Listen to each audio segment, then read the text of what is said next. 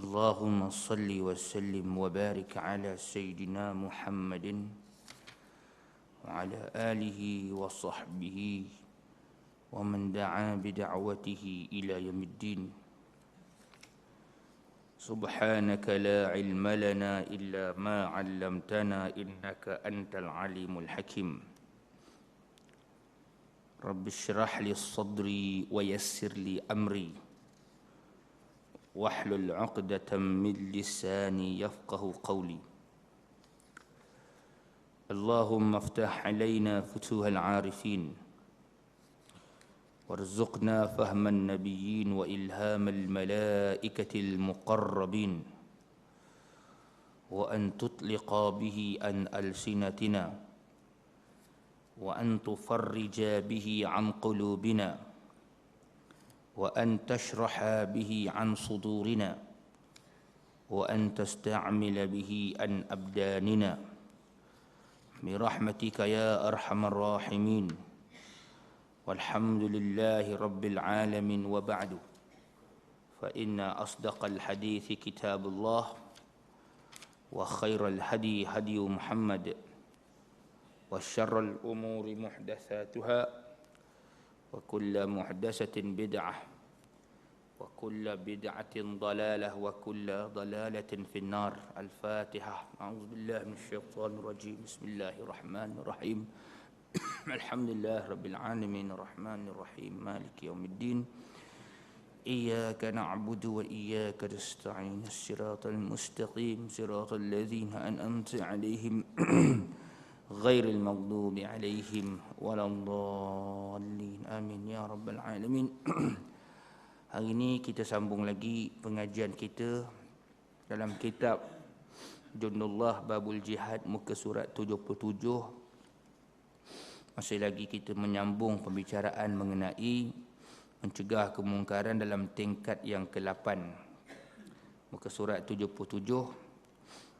Untuk menghadapi hal ini, maka orang Islam wajib menyusun suatu sistem pembersihan yang luas lagi menyeluruh di negara masing-masing untuk menghapuskan golongan yang telah kita sebutkan dalam bab asyiddah alal kafirin, iaitu bersikap tegas terhadap orang-orang kafir, kerana mereka yang memperkenalkan dosa dan maksiat di dalam negara Islam terhadap umat Islam, dan pengaruh mereka itu menyebabkan orang Islam itu menjadi rosak,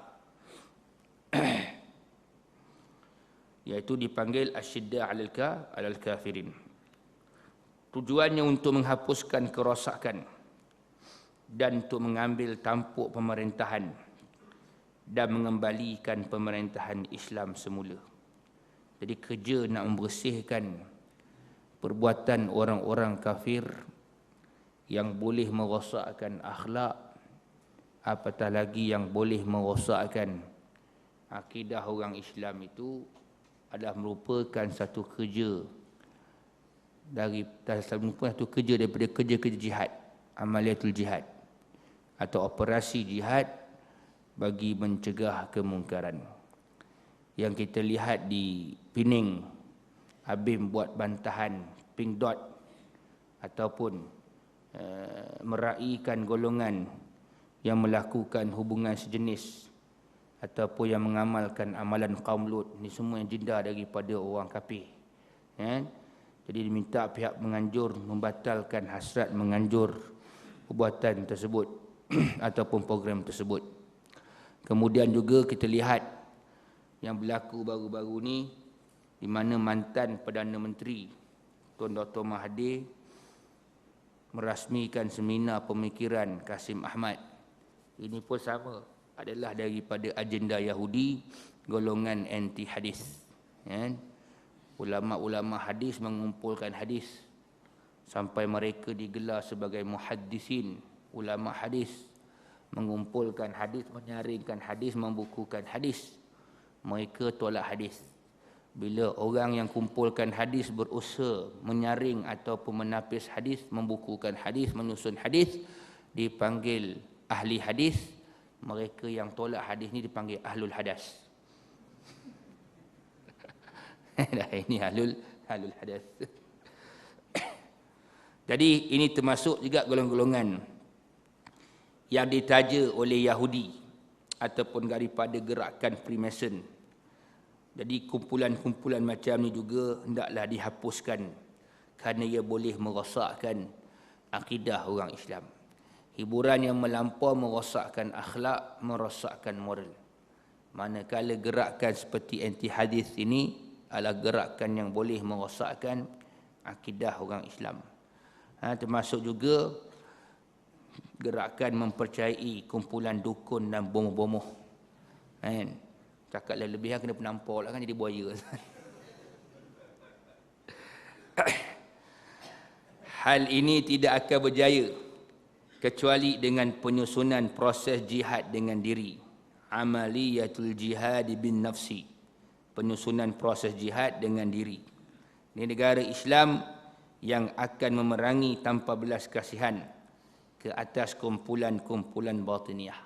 Manakala ada kumpulan mujahidin, mereka akan memerangi puak-puak seperti ini. Kumpulan batiniah ni kalau dekat Syria dulunya adalah faham yang dianuti oleh bapa Bashar al-Assad ataupun Hafiz al-Assad. Dikatakan dulu ia pernah menganut ajaran Batiniyah, sebenarnya dia Syiah juga tu. Dan Batiniyah iaitu satu golongan yang mempercayai bahawasanya dalam syariat itu ada mempunyai zahir dan juga ada mempunyai batinnya. Maka sebab itu bagi mereka kalau solat tu pakai niat, puasa tu pakai niat, itu sudah memadai. Kemudian gerakan Bahaiyah ataupun Bahai dan Qadiani Mirza Ghulam Ahmad. Bahai ni pula dia kumpul semua agama, dia anggap semua agama tu baik. Ya. Kemudian dia kumpulkan menjadi satu agama daripada seluruh agama, Islam, Buddha, Hindu, Kristian, dan juga menentang parti-parti politik kafir seperti parti yang menganut faham komunis. Ini dah tajaan komunis. Parti perkauman ataupun parti kebangsaan lah, Al-Qaumin Al-Jahilin, menentang puak yang menyeru pemisahan antara agama dan kerajaan. Orang yang memisahkan pemerintahan dengan agama dipanggil golongan Ilmaniyun ataupun sekular. Menentang ketua-ketua bid'ah. Orang yang melakukan amalan-amalan bid'ah ialah memperbarui urusan-urusan agama. Kan? Ini golongan bid'ah. Perosak dan penyebab keraguan, itu menimbulkan keraguan terhadap syariat. Seperti mana kita tengok golongan anti hadis, termasuk juga golongan tersebut.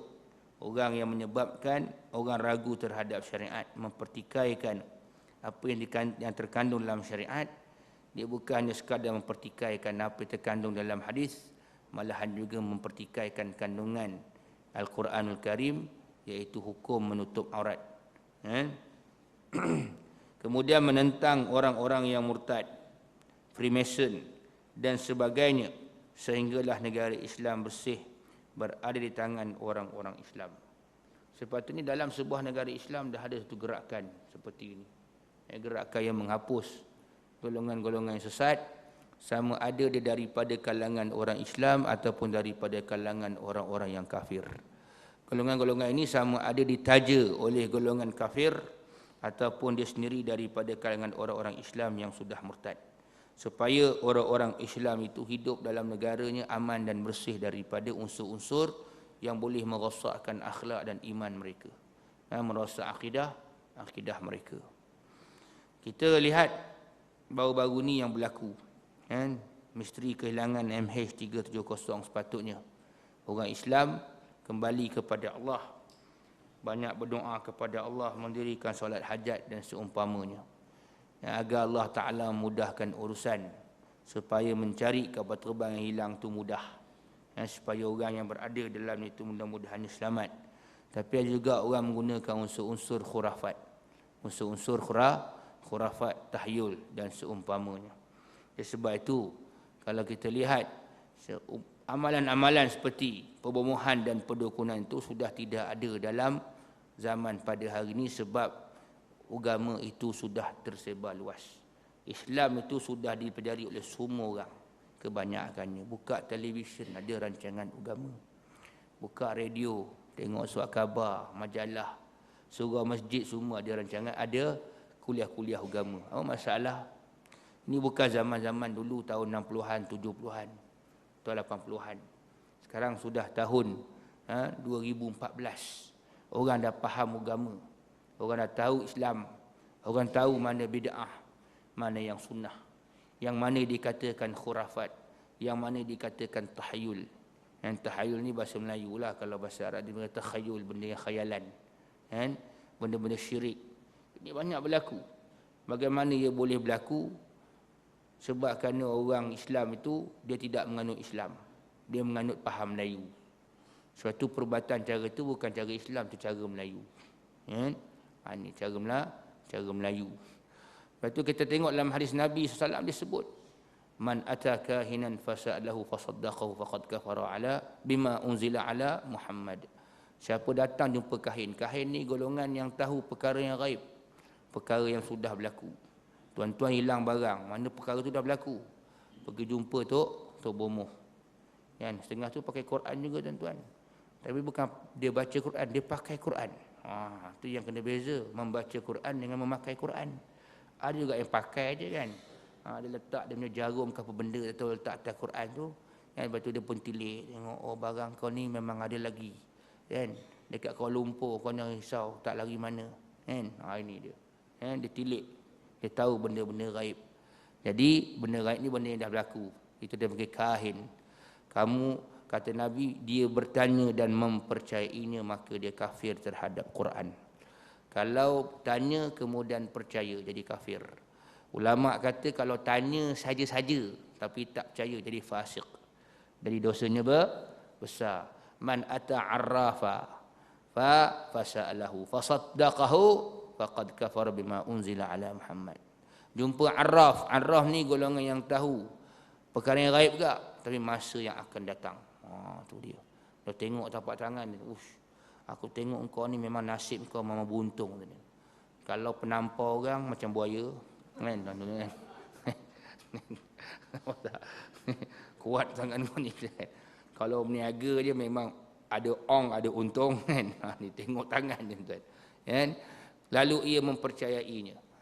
Maka dia kafir terhadap Al-Quran yang turunkan ke atas Rasulullah SAW. Ya. Sepatutnya tak ada lagi dah zaman kita hari ni orang yang pakai amalan-amalan seperti itu, tuan-tuan. Ya. Dekat Darul Syifa tu memang dia ada amalan macam mana nak mengembalikan barang yang hilang. Doa-doa itu memang ada, tuan-tuan. Ya. Tapi kenapa tak digunakan cara macam tu, tuan-tuan? Dia ada. Dia punya amalan-amalan, solat hajatnya, doanya dan sebagainya. Baik. Pembentukan proses jihad ini mestilah disegerakan dan tidak boleh ditangguh-tangguh, kerana penangguhan berarti pemusnahan ke atas saki baki ajaran Islam.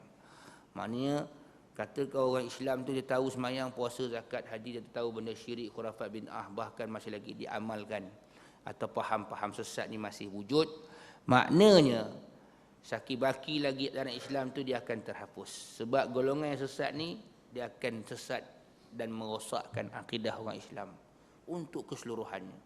Contohnya faham batiniah. Kan? Kata orang Islam itu kalau tak menghapuskan faham batiniah. Orang yang elok semayang besok tinggal semayang.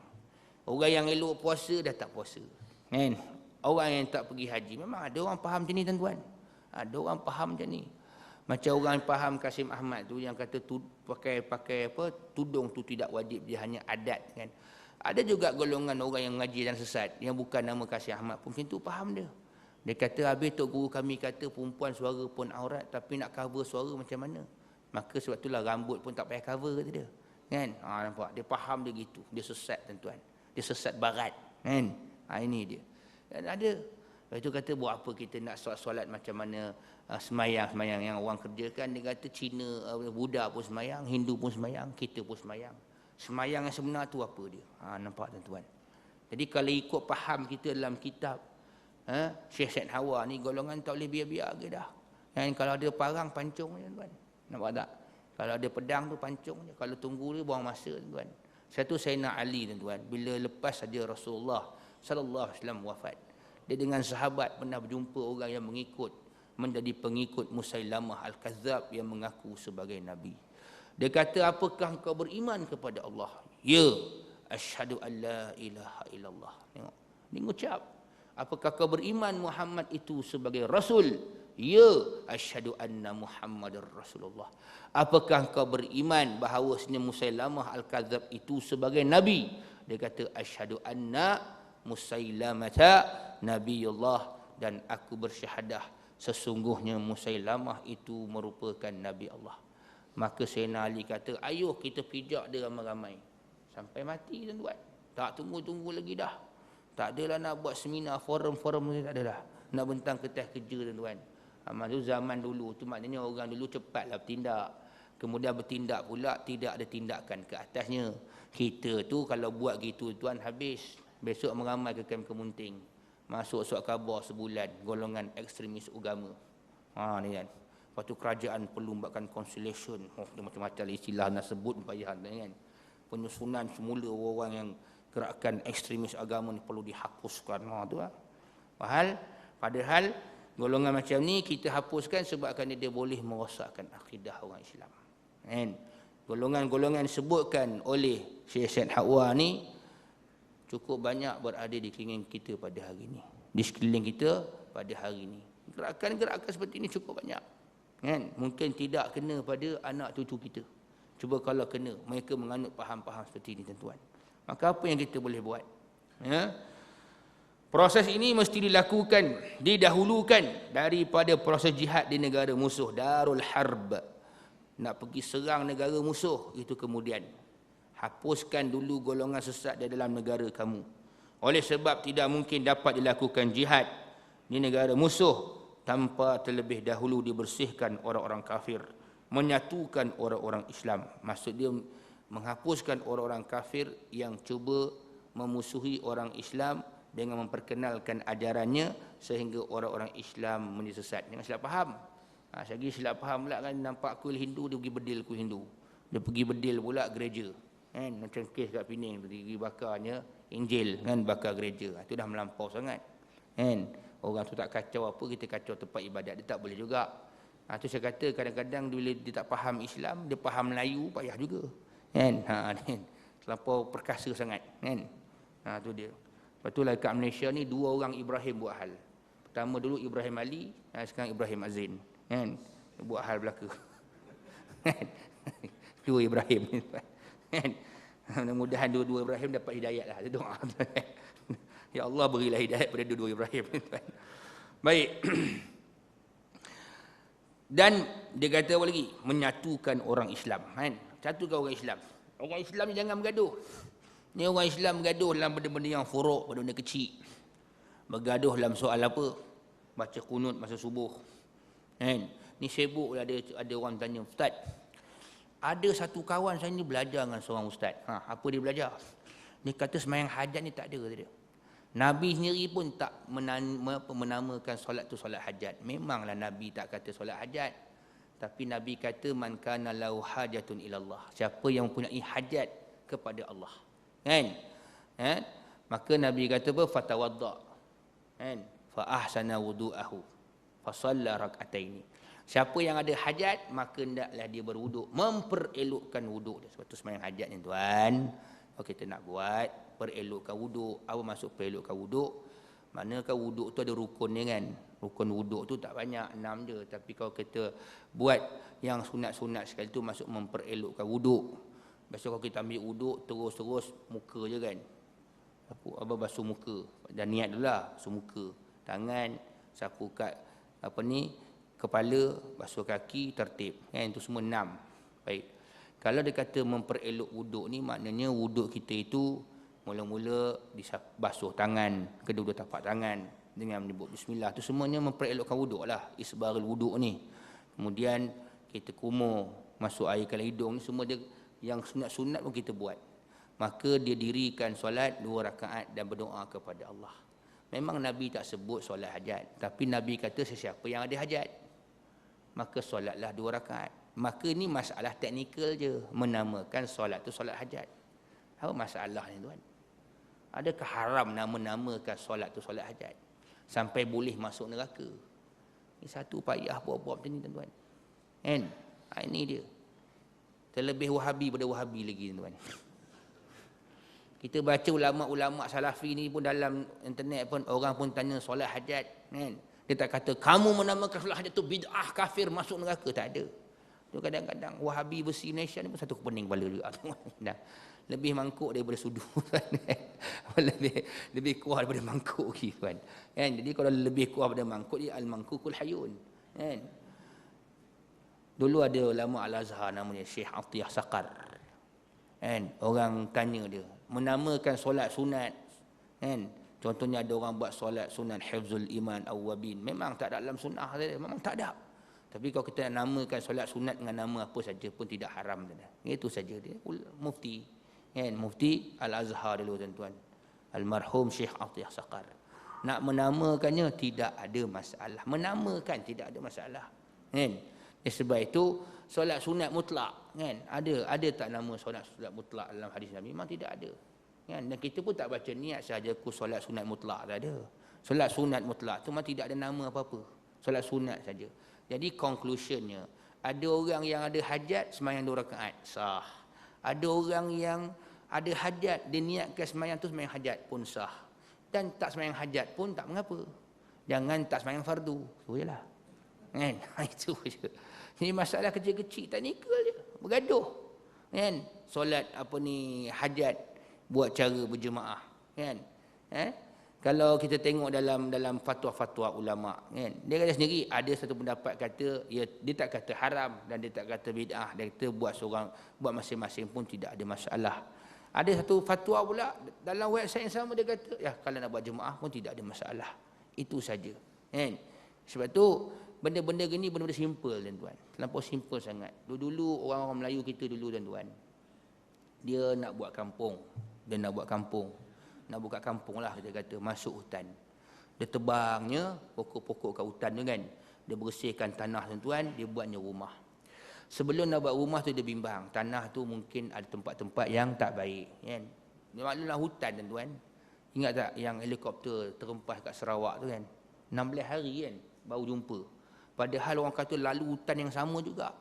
Tiba-tiba baru jumpa. Dia tak tahu tempat tu mungkin menjadi tempat tinggal, kan?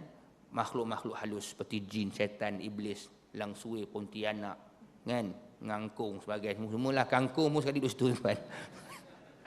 Jadi bila diterangkan tanah tu, orang buat sembahyang hajat meramai kat atas tanah tu. Kan? Jadi orang tak faham. Kan? Dia kata bid'ah perbuatan itu. Sedangkan dia minta ramai-ramai tuan-tuan bukan tujuan apa. Doa ramai-ramai ni mudah-mudahan Allah Subhanahu Wa Taala mendengar doa yang ramai itu. Kita tak tahu dalam ramai siapa wali. Wali Allah lah, kalau wali nikah boleh lambat kan. Daripada imam, makmum semua tu wali nikah belaka kan. Ini tuan. Siapa yang wali Allah di kalangan mereka doa. Jadi mereka doa ramai tu masing-masing berdoa di atas tanah itu, dia buat solat hajat. Ya, orang tak faham, bid'ah je. Pada orang tu solat mohon pada Allah Taala. Lebih baik daripada dia ambil buah kelapa buat gitu, dia bagi signal tu kan. Faham tak? Kan? Dia angkat buah kelapa. Dia solat mohon tahadah tangan pada Allah Taala. Kemudian mereka baca Yasin, kan? Dia rasa macam orang dulu lah. Kenapa orang meninggal tuan? Orang meninggal kan, dia baca Yasin malam tu, kadang dia buat tahlil kan. Sebab kerana tu kadang-kadang dia bimbang kan, orang yang meninggal tu ada tinggal barang kan. Saya tengok dia balik malam tu, dia baca sebab tu apa, bacaan ruqyah tu sama macam mana bacaan talib arwah tu. Jadi sebab itu tuan, dia ada dulu sebab musabab orang-orang dulu buat begitu tuan-tuan. Sebab itu orang yang tak faham tiba-tiba dia terus keluar fatwa hukum. Ini masalah dia. Jadi orang Islam telagah. Akhir tidak bersatu sebabkan dia bergaduh benda yang kecil-kecil ni. Macam saya sebut tadi solat hajat kan, benda teknikal, namakan solat tu solat hajat jadi masalah. Nampak tuan-tuan? Ya. Sebab itu kita lihat sembahyang sunat istisqa memanglah sunnah Nabi buat cara berjemaah tuan-tuan. Ya. Jadi ulama-ulama fiqh ni dia ada satu manhaj dia. Manhaj dia ataupun sistem dia mengeluarkan hukum itu, kaedah dia pakai analogi, dalam bahasa Arab dia pakai qiyas. Golongan-golongan fuqaha belaka, ulama-ulama fiqh hebat-hebat belaka tuan-tuan. Dia orang faham Quran dan sunnah. Jadi dia pakai qiyas lah, dia kata kalau sunat istisqa, mana solat sunat minta hujan. Minta-minta ni pasal apa minta? Ya ada hajat lah, aku betul aku minta. Apa hajat kau? Nak minta hujan. Maka dia samakan dengan semayang hajatnya juga, kan, dibuat secara berjemaah. Pasal hajat, ada keperluan. So benda tu benda simple tuan-tuan. Itu pun masalah tu pun orang nak bergaduh sampai tidak bersatu orang Islam tu, belum cerita pasal bab mazhab lagi. Saya baru ni tuan-tuan balik daripada Mekah ke airport Jeddah, sembang dengan Syekh Ikrimah Sabri tu, kan, yang khatib Masjid Aqsa. Dia kata apa? Yang ini masalah ta'assub mazhab ni teruk tak? Dekat India kata dia. Kalau orang tu mazhab Hanafi, dia tak semayang belakang Syafi'i. Dia kata dulu masa aku mufti dulu, aku hantar imam-imam dekat sekitar Palestin. Pun jadi masalah juga. Di Palestin ada 3 mazhab, Syafi'i, Hanafi, Hambali. Jadi ada orang imam yang aku hantar ni dia mazhab Hanafi, dia belajar, lain tak belajar. Jadi pergi ke kampung orang mazhab Palestin. Jadi dia semayang, tak baca doa kunut. Orang kampung mengarah. Kenapa subuh kau tak ada kunut semua? Lalu dia jumpa balik Tok Mufti ni. Mufti ni kata, kau pergi belajar jugalah mazhab Syafi'i. Kau raihkanlah mazhab mereka. Jangan bagi mereka bergaduh. Itu je tuan-tuan. Kan? Jadi sebab tu dia kata orang alim ni dia tahu 4 mazhab dalam bab ibadat tak ada masalah. Dia pergi kampung orang, dia boleh raihkan orang tu tuan-tuan. Dia boleh raihkan mazhab orang tu sebab kita nak satu ke orang Islam. Sebab solat dia sama je. Kan? Adab kiblat yang sama, etikat yang sama. Cuma benda kecil-kecil itu saja yang berbeza-beza. Tapi sebabkannya orang tak belajar, tak faham, tak tahu dan tak diberitahu, maka akhirnya timbul ta'assub, maka bergaduh sesama mereka daripada sudut mazhab. Dulu masa saya sekolah belajar dulu, adapun orang-orang yang bermazhab Syafi'i tidak boleh sembahyang di belakang orang yang bermazhab Hanafi. Kenapa ustaz? Sebab i'tikad pada mazhab dia itu dengan kita tidak sama. I'tikad yang macam mana? Oh, bagi mazhab Hanafi kalau pegang kemaluan tak batal wuduk, kita batal. Maksudnya kita yang tak batal boleh ikut orang yang kita yang batal boleh ikut orang yang tak batal, maka kurang pada dia lebih pada kita. Tak boleh. Patut terbalik. Kita jadi imam, dia ikut kita. Kan? Jadi kita pun fikir dulu kita jalan-jalan kat Kuala Lumpur dalam Masjid India, masuk waktu semain kat Masjid India kan. Masjid India tu mazhab Hanafi. Kan? Bila pergi kat Mesir tanya Syekh mazhab Syafi'i tu. Dia kata kau nampak ke dia pegang kemaluan dia? Tak nampak Syekh. Kan? Kalau kau nampak lain cerita.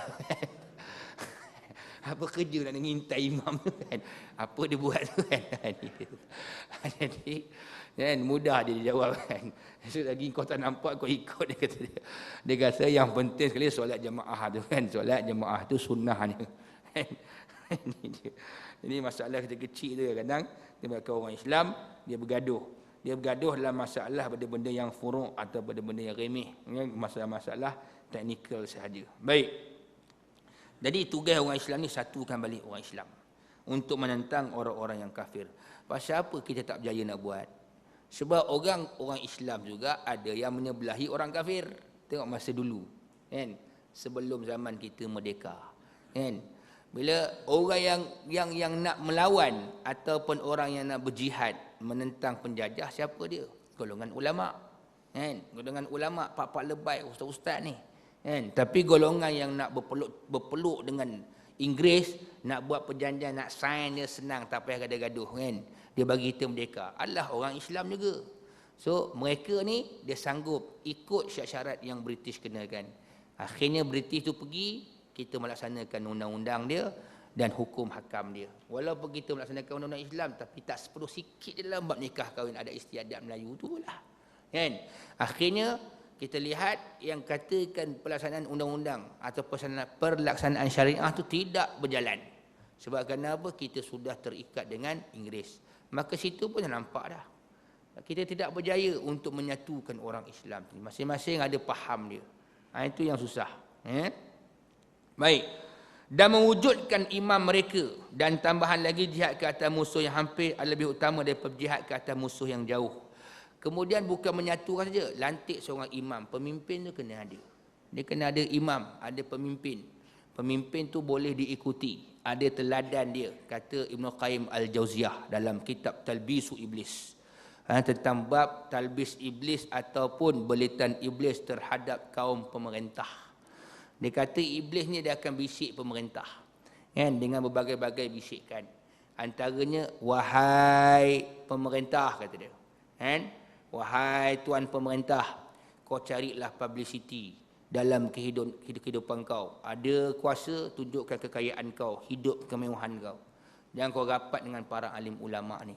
Kan? Jadi betul tak kalau rapat dengan alim ulama kan tegur. Ulama kata jangan buat gini, haram. Jangan buat gini, haram. Jadi akhirnya mereka tak duduk dengan para alim ulama. Sebab apa? Manusia dia duduk dengan siapa, maka itulah akhlak dia.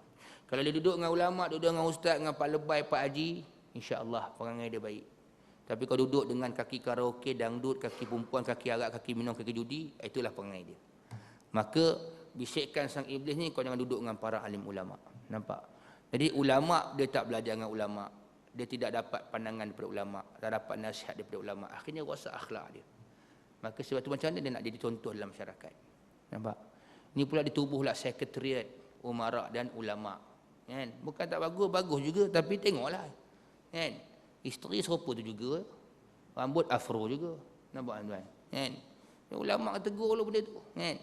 Ulama nak tegur takut je kan. Takut je. Kan? Tak habis-habis main dengan maslahah dia. 56 tahun maslahah tak habis-habis. Sedangkan kalau ada maslahah dengan nas mana boleh. Nas kata nas hukum kata wajib. Wajib kalau hukum kata haram haram. Jangan main maslahah apa lagi. Ni kadang-kadang orang main hentam je. Baca 3 buku dia ambil bab maslahah dah ada hukum maslahah tu penting pada hukum syarak. Susah tuan-tuan. Ni benda-benda gini kadang-kadang masyarakat awam tu dia keliru. Dia keliru. Itu yang akhirnya dia keliru, dia cari lagi orang yang lain untuk menyelesaikan kekeliruan dia. Orang tu pula ngeliru lagi dia. Akhir keliru terus dia. Kan? Itu yang dia sesat barat kata orang Melayu kan. Dia tak sebut sesat timur, sesat barat. Tak. Kan? Pasal orang barat tu dia sinonim dengan orang Eropah. Eropah tu orang Kristian, orang kafir, maka dia sesat barat. Itu teruk sangat mereka tuan-tuan. Maka akhirnya tuan-tuan, pemimpin tu sudah rosak dan dia tidak lagi bergelar sebagai imam, kan? Itu yang susah. Kalau ada pemimpin jadi imam pun tak layak jadi imam tuan. Pasal apa tak layak jadi imam? Sebab dia tokeh harak. Tu dia. Tokeh harak Saint Miguel pun imam juga kan. Selawat juga kan. Itu yang susah. Ini susah nak kata begitu. Tak ada imam. Nak wujudkan sistem imamah atau pemerintahan berimam ni. Kemudian barulah boleh bersatu orang Islam di bawah satu kepimpinan dan dia akan lancarkan jihad menentang musuh dalam. Musuh dalam ni dalam negara dia sendiri. Dia barulah tentang musuh kat luar. So, yang utama tentang musuh dalam tempat tinggal dia, dalam negara dia dulu. Baik. Dekat Malaysia ni tuan-tuan. Ini rentetan daripada peristiwa yang baru ni berlaku kat KLIA tu kan. Dia kata boleh lambat-lambat lagi jalan-jalan sesat. Khurafat-khurafat bid'ah dalam silat ni tuan. Betul pun. Kebanyakan minta mak cakap lah orang belajar silat gayung ni kena hati-hati tuan. Silat gayung ni lah paling banyak mengamalkan khurafat. Ya. Dulu tu masa saya belajar kat Perak lah ada dia nak masukkan dalam sekolah tuan. Silat gayung semambu kuning. Apa dia nama gayung memang tu. Tanya apa dia punya upacara. Upacara buka gelanggang kata dia kita kena sembelih ayam dia. Bukan apa upacara adat kan. Kalau tak percaya aku sembelih panggillah imam sembelih ayam tu kan. Ayam tu dari segi hukum syarak cara sembelih betul dah. Tapi ayam tu tetap haram dimakan. Sebab apa? Dia sembelih untuk semah. Semah ni dia ambil darah ayam tu dia akan korek lubang 4 penjuru, tanamkan darah ayam itu di dalam gelanggang tersebut. Sebab bila kampung-kampung ni tuan-tuan, dia nak main silat buka gelanggang, dekat kampung tu ada orang mengamalkan ilmu hitam. So masing-masing nak test ilmu dia. Yang untuk guru tu ada ilmu, yang bomoh ilmu hitam pun ada ilmu. Kan? Maka dia buat upacara tuan-tuan sebab jin tu nak kawal 4 penjuru. Dia kena disembahkan dengan darah ayam. Kan? Itu kalau orang belajar ilmu khurafat tu, darah ayam tu yang najis tu sanggup diminum tuan. Yang itu satu. Lepas tu tuan-tuan apa lagi dia cakap? Dia kata bagi orang yang belajar tu dia kena mandi tapak. Mandi tapak tu pula mandi dengan sintuk dan 5 purut dia. Kan? Untuk apa? Bagi wangi badan, jangan bagi busuk. Zaman sekarang ada sabun, ada shampoo. Kan? Bukan 5 lagi. Memang saya perakui ada juga orang melimau ni untuk buang sihir. Ni tak pasal-pasal. Orang yang belajar tu mesti kena mandi tu. Mandi tapak. Ini memang karut. Minta mak cakap lah. Pasal saya sebut. Anak saya kat sekolah belajar silat gayung. Dekat sekolah agama dia. Saya tanya dulu macam mana dia pacara. Ada ceruk kau mengarut. Tak ada tak apa. Kalau ada jangan. Asal nama gayung ni mesti ada tuan. Dia dulu lagi gitu. Biasanya. Tapi dah zaman moden ni sikit dia ada ubah sikit lah. Dia masuk kat sekolah agama tu dia buang pacara-pacara yang khurafat. Sebab kekuatannya ada pada situ je tuan. Sebab itulah benda-benda ni itu baru satu tu baru gayung belum tengok cabuk, cebok, baldi semua lagi tu. Kan? Lagi banyak khurafat dia. Kan? Ni masalah inilah yang berlaku dalam masyarakat kita. Dan orang timbulkan, orang persoalkan tuan dalam internet tu dia kata betul juga berlambat-lambat sesat kenapa tak pernah difatwakan haram dan dihalang sama sekali tuan. Ini menunjukkan bahawa sebenarnya kita lagi belum bersih 1% daripada amal-amal khurafat. Satu kena bersihkan. Orang tanya, macam mana cara bersihkan tu kena tindakan hukum, tangkap. Nampak tak? Tangkap. Tapi yang kena tangkap tu, yang suruh tangkap pun kena tangkap sekali sama juga. Tangkap saja. Memang betul dia kata tu kan. Bukan saja aku tangkap, elok pun kena tangkap elok juga tuan. Kan? Ini dia. Dia gaduh lah tuan kan. Antara Ibrahim Mazen dengan Khairi Jamaluddin. Ini dia. Macam-macam. Ibn Taymiyah dalam fatwanya mengenai golongan Batiniyah yang juga sesuai dengan golongan yang seumpamanya yang berada dalam negara Islam. Jakim dia ada keluarkan risalah tentang Batiniyah ni. Ada juga. Dia kadang-kadang tuan-tuan, dia kumpulan ni dekat Malaysia nama lain, dekat negara Arab nama lain. Tapi dia punya ajaran sama je. Kan? Dia kata apa? Tidak syak lagi bahawa berjihad dan menegakkan hukum hudud ke atas mereka adalah merupakan sebesar-besar amalan taat. Itu kata Ibn Taymiyah. Tapi orang yang ikut Ibn Taymiyah hari ni pun tak dalamkan hukum hudud. Dia sokong pula kerajaan yang tolak hukum hudud. Siapa dia? Ni umum, tak sebut siapa. Kan? Nampak tak? Ni dia. Duk cerita fatwa Ibn Taymiyah. Taymiyah ketika ni. Tu orang-orang ni kadang-kadang cakap dia Ibn Taymiyah bila nak defend orang dan kumpulan orang. Bila kena batang hidung dia tak pakai dia Ibn Taymiyah tuan-tuan. Kan? Tah Ibnu mana malin dia pakai pula tuan. Ini dia.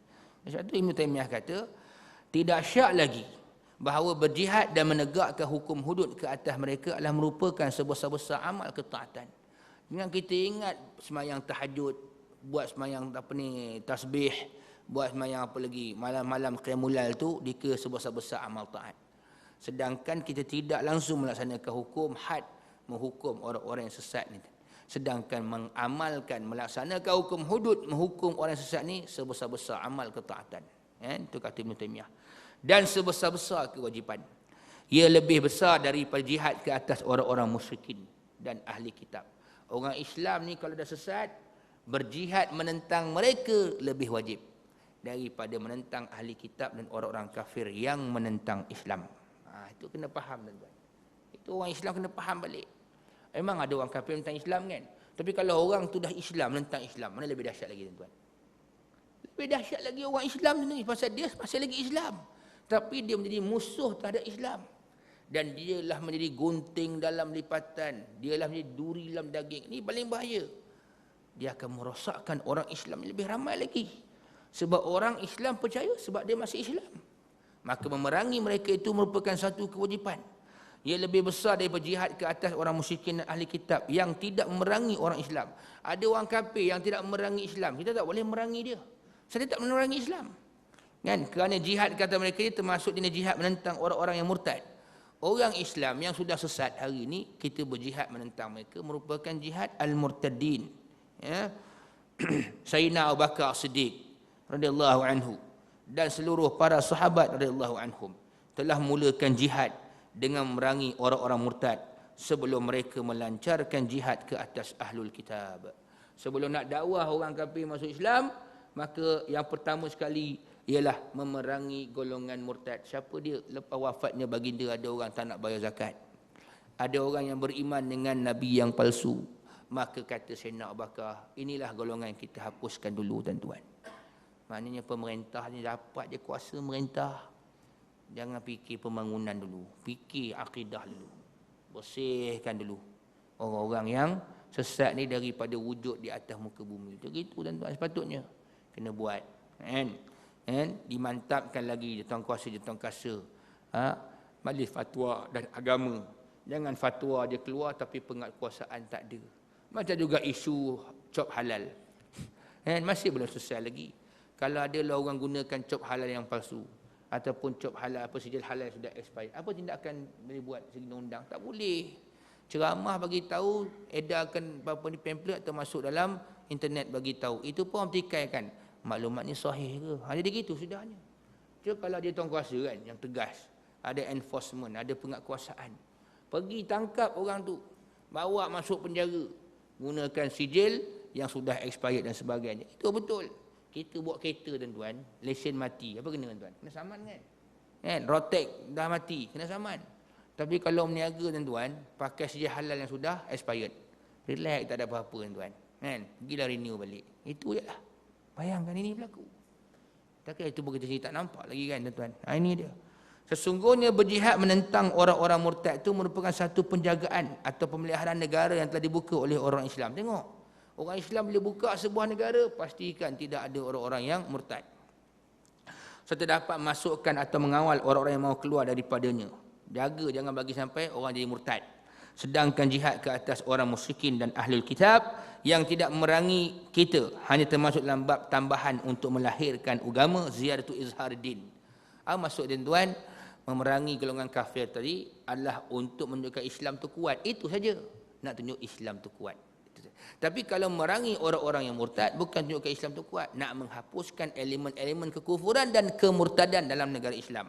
Sebab kaedah dia sebut, nanti disebut di sini. Lagipun menjaga modal lebih utama didahulukan daripada menjaga untung. Hifzur ra'sil mal muqaddamun ala hifzir ribih. Kita jaga modal lebih utama daripada jaga untung. Sebab apa tuan-tuan? Kita berniaga kan kita ada modal, kita ada untung. So kita samakan juga dengan orang Islam dan orang kafir. Orang kafir itu kalau masuk Islam itu menguntungkan kita. Alhamdulillah ada orang kafir yang mengucap masuk Islam. Tapi kalau menjaga akidah orang Islam itu modal kita. Ni modal kita. Sebab dia ni sendiri yang akan dicermin kepada masyarakat yang bukan Islam. Tapi dia sendiri pun tuan-tuan tak betul. Dia tak dapat menggambarkan Islam yang baik kepada orang yang bukan Islam. Bagaimana orang bukan Islam nak masuk Islam? Maka perbetulkan mereka terlebih dahulu. Sebab orang Islam tu sama macam modal. Orang kafir yang masuk Islam tu sama macam untung. Maka menjaga modal lebih utama daripada menjaga untung. Itu yang penting. Baik. Dalam hal ini orang-orang murtad itu adalah lebih berbahaya daripada mereka, yakni orang-orang musyrikin dan ahli kitab yang tidak memerangi orang Islam. Kita nampak orang kafir dengan orang murtad, mana lebih bahaya? Lebih bahaya orang murtad. Dan bahaya mereka, yakni orang-orang murtad, boleh digolongkan dalam kategori bahaya orang-orang musyrikin dan ahli kitab yang memerangi orang Islam. Artinya orang murtad itu sama taraf dengan orang kafir yang memusuhi Islam. Sama taraf dia. Kan? Dilihat dari segi agama, bahaya mereka adalah lebih besar daripada bahaya orang-orang lain. Mengatasi bahaya orang musyrikin dan ahli kitab yang memerangi Islam. Tapi bahayanya lebih bahaya daripada orang kafir yang memusuhi Islam. Oleh itu wajib ke atas setiap Muslim melakukan jihad itu mengikut keupayaannya. Lepas tu saya sebut sekali lagi tuan. Sebab apa orang murtad lebih bahaya daripada orang kafir yang memerangi Islam? Sebab dia duduk di kalangan orang-orang Islam. Nampak? Dia duduk kalangan orang Islam. Dan dia boleh menghasut. Dan suaranya kuat untuk didengar oleh orang Islam. Sebab orang akan sangka, dia ni Islam lagi. Kan macam kita pada zaman lagi ni lah. Kan? Ada juga orang ragu tuan-tuan. Kemurtad dan tolak hadis. Ada. Dia tahu ustaz, tolak hadis ni jadi murtad ustaz. La ya Allah, dia dah confuse. Tolak hadis. Apa makna iman tauhid? Kita belajar. Apa makna iman kepada Rasul?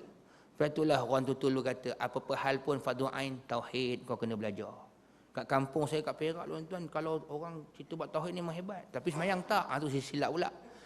Dia belajar kata, mula-mula hidup kita akidah tauhid. Dia belajar tauhid. Orang semayang tak semayang. Tu heran tu. Cerita buat tauhid memang betul, kelas tuan. Dengar pun terpegun. Tapi semayang tak. Agak dia pegang tu lah. Kan? Dia Tok Guru dia kata, kalau dah tahu semayang, taklah payah semayang. Pada ustaz tu kata, kalau dah tahu semayang, maka tidaklah sukar dan susah mengerjakan solat.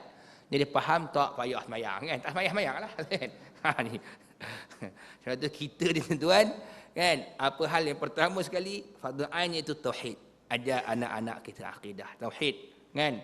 Pendekatan dengan cara yang begitu mudah, kan? Bagi dia faham. Tolak Quran, tolak hadis, kafir, murtad, kan? Senang, faham. Oh, berat benda ni, bukan benda yang ringan, kan? Tidak boleh sesiapa pun daripada kalangan orang Islam yang mengetahui berita tentang mereka lalu menyembunyikannya. Jangan diam je. Tahu orang ni orang sesat ataupun orang ni murtad, diam je. Langsung tidak menyampaikan maklumat orang ni sudah rosak akidah. Diam je. Tak boleh. Orang Islam saya tak boleh diam, maka satulah pemberita melaporkan isu-isu murtad seperti ini tuan-tuan adalah wajar. Kan? Kemudian jangan melapor saja, tindakan kena ada. Kita kat Malaysia yang syok baca berita je. Oh, tahu dah orang murtad tapi tindakan tak ada tuan-tuan. Tu yang susah. Nak pula kalau melibatkan kroni-kroni pemimpin. Kan? Sebab kroni dia nak buat macam mana? Tanya Tok Mufti nak buat macam mana? Dia tak faham agama. Kan? Kalau orang lain jahil tak reti agama. Kan? Elok bunuh je puak-puak ni pasal depa borah pula dah tuan-tuan. Susah. Itulah kadang-kadang kan. Bila jadi mufti ada bias, ada adil. Bukan mufti sini lah, ni mufti Uganda, Afrika. Tetapi hendaklah disebarkan berita tentang mereka sehingga dapat diketahui hakikat mereka oleh orang Islam. Jangan pula kita pergi buat hukum lah. Ni dah mengumpat kata-kata orang. Dia kata suruh sebar. Supaya bila sebar orang tahu dah. Kau jangan dekat kumpulan ini. Jangan dekat sipolan ini. Jangan mendekati pertubuhan ini. Kerana unsur-unsurnya adalah unsur-unsur murtad yang rosak akidah. Itu penting. Jadi kalau orang tak tahulah orang. Kan? Sudahnya dia dah join. Berapa lama kau join? 5 tahun dah. Istiqamah habis. Rosak. Kan? Sebab kena itu kena hati-hati. Betul kita mewar-warkan berita tentang satu kumpulan yang sesat adalah wajar. Sebabnya dikhuatiri orang-orang Islam akan terjebak dalam kumpulan-kumpulan sesat tersebut. Wallahu a'lam bisawab. Cukuplah hanya sekadar saja untuk orang tuan. Lepas ni kita ada tahlil ringkas, tahlil arwah. Dan sebelum tu tuan-tuan, saya umumkan sesiapa yang ingin menghulurkan bantuan dan derma untuk sekolah kami di Yaman tuan, Darul Quran Malaysia Yaman. Jadi bolehlah buat demikian, minta jasa baik macam biasa tuan. Pihak surau dapat membentangkan sejadah. Tapi bentang sejadah untuk bukan nak terbang ke langit lah kan, untuk letak duit je. Jangan tuan-tuan duduk atas sejadah nanti korang kan. Dia kata nak mencari MH370 tuan. Ini ada pamphlet tuan, saya minta jasa baik pihak surau tolong tampalkanlah. Dan pamphlet tu kalau ada lebih boleh minta saya lagi ni, bukan nak habis ni. Pamphlet tu tujuan tuan mengapa? Untuk anak-anak tuan-tuan nak belajar kat Darul Quran Malaysia Yaman tu, maka mereka bolehlah rujuk pamphlet ini, nombor telefon dan maklumat tentang sekolah kami di sana. Saya syaratkan masukkan dan silibus sekali tuan-tuan. Saya bagi ekstra sikit, dan tapi kalau bagaimanapun tampalan untuk beberapa kenyataan tu senang orang boleh baca. Dan tuan-tuan boleh baca Mahat Tahfiz Darul Quran Malaysia Yaman ni tuan. Dan saya nak cerita sikit baru ni, saya pergi ke Yaman tuan, tengok sekolah tu dan tuan rumah tu dia biasa ke sistem sana kalau sewa bukan bayar bulan-bulan. Bayar 6 bulan sekali, 6 bulan sekali. So bila bayar 6 bulan sekali banyaklah jumlah dia kan. Jadi sekolah bagi tahu dia tu RM88,000 tuan nak kena bayar. Oh, bulan 5 pergi kena settlekan bayaran untuk bulan 6 sampai bulan 12. Itulah tuan. And 6 bulan sekali. Sesiapa dapat hulurkan bantuan dan sesiapa yang kerja di syarikat-syarikat besar, bank-bank apa semua. Kan kalau nak minta proposal bagi saya nombor telefon, insya-Allah kami settlekan proposal, kami hantar kepada dia atau bagi kad bisnes. Macam ada setengah orang bagi kad bisnes, dia bagi setengah tu dia pasal dia terlibat dengan CSR ke apa tu dalam mana syarikat besar. Bantulah kami tuan-tuan, insya-Allah mudah-mudahan kita dibantu oleh Allah Subhanahu Wa Taala. Ingat kita belajar dalam kitab ni, zaman Nabi lu pernah orang berungut sebabnya dia kerja, kawan dia seorang tak kerja pergi belajar. Nabi kata la'allaka bihi turzak.